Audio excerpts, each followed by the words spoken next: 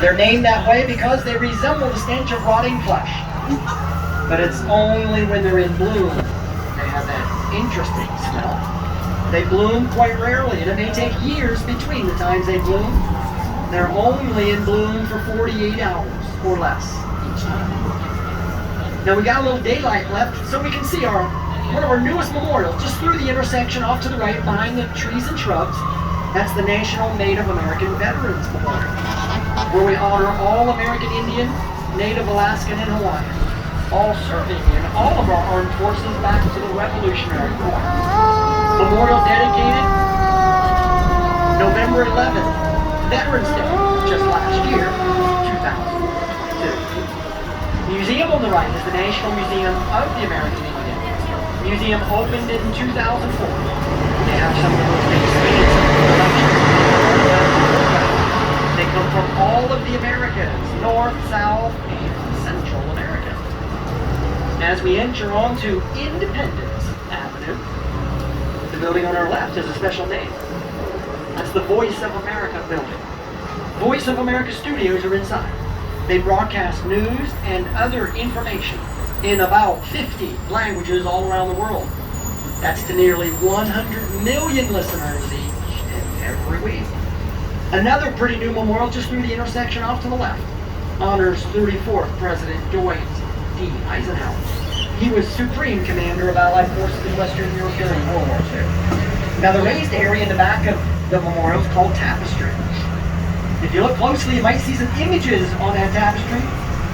But if you come by when it's fully dark out, it's all illuminated. Gives it a spectacular view at night, as they're meant to depict beach landings that were part of the D-Day invasion. And as I say, it only comes out at night. Back to the right, the world-famous National Air and Space Museum. They have the world's largest collections of historic aircraft and spacecraft. That includes the Wright Brothers Flyer, Spiro of St. Louis, Apollo 11 command module. Now, even though they're doing a little work on the outside, they're working inside as well. They're still open, but they do require a timed entry ticket these days. Check their website to see that ticket availability these days. Our two white flat-faced buildings coming up off to the left are parts of the Federal Aviation Administration, the FAA headquartered there. They're also known as the Wright Buildings, a way we honor the Wright brothers, the pioneers that brought us into the age of aviation. Wilbur Building directly beside us, Orville, honored across the street to the left. First Flight's Kitty Hawk, North Carolina vicinity. On Big Kill Devil Hill. They had to figure out who was going to pilot the flyer first that day. They flipped a coin. Orville, he won the coin toss. He was in the air for about 12 seconds. Although most called it a crash landing.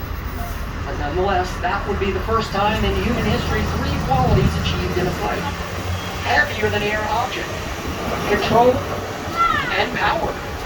The Wright brothers truly changed the world that day in North Carolina. Now over here next on the right, the circular structure is the Hirshhorn Museum, where we feature modern and contemporary artwork. Now the second oldest of all the Smithsonian's, the next gorgeous red brick building up to the right, dates back to 1881. That's the Arts and Industries building. And then coming up, next building on the left is the headquarters for the Department of Energy. For some reason, they leave lights on every single night. Next on the right, you're going to see a 6-domed top structure. National Museum of African Art.